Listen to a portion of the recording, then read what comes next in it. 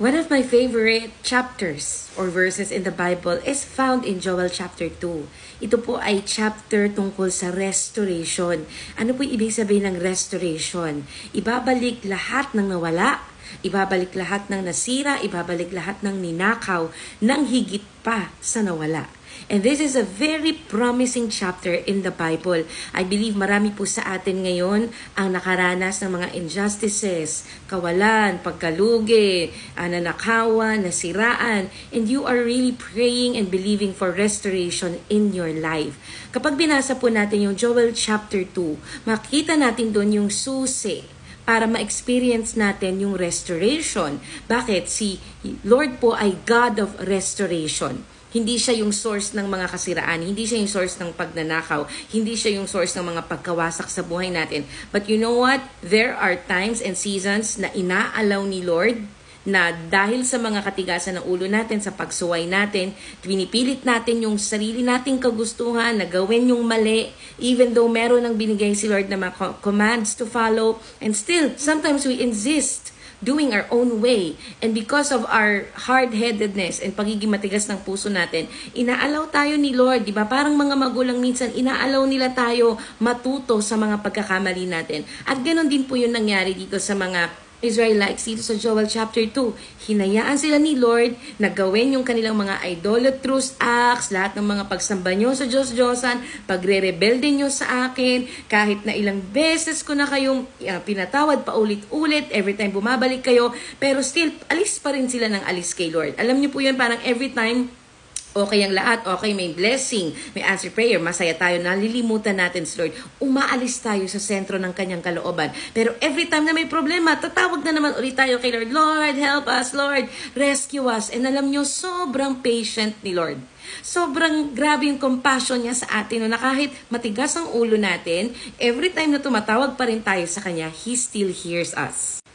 So una, tanggalin na po natin sa ating mga isip na ang Diyos madamot, ang Diyos masama o ugali, ang Diyos hindi ako mahal, ang Diyos hindi ako binibigyan, because that is the opposite of the true character and nature ni Lord. Na-offend tayo kay Lord for reasons na hindi naman talaga yun si Lord. Mali po ang pagkakaintindi natin at pagkakakilala natin kay Lord simply because hindi naman talaga tayo nagsispend ng time knowing Him. Do we really know God in an intimate way? Kasi alam niyo po, kung kikilalanin natin yung Diyos na sinasabi dito sa Bible, makikita po natin na siya ay slow to anger. He is compassionate, full of love, gracious, merciful, very generous, sobrang patient, and He's not mad at you. He doesn't want to punish you. He doesn't want to kill you or destroy you. Ang kalaban po ang may gawa nun, hindi si Lord. At alam nyo, ang susi para ma-experience mo ang restoration sa buhay mo, mga kapatid, basahin nyo po yung Joel chapter 2. Ang susi po is return.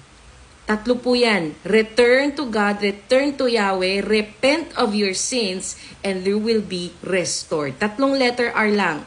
Return, repent, and receive your restoration. So sabi po doon, bago tayo makareceive ng restoration, bumalik muna tayo sa source. Bumalik ka muna kay Yahweh. Kasi maaaring iniwan natin siya eh. Iniwan natin yung relationship, iniwan natin yung faith, yung hope natin. Hindi na tayo sumusunod, hindi na tayo naniniwala sa Kanya. O kaya yung mga sinabi niya sa atin, yung mga commands niya, yung mga salita niya, yung mga promise niya, hindi na natin yung pinanghawakan. But instead, sinunod natin yung bulong ng mundo, yung bulong ng kalaban, yung bulong ng ibang tao, yung bulong ng sarili nating kagustuhan, di ba? Pero alam natin na madaya ang ating mga puso.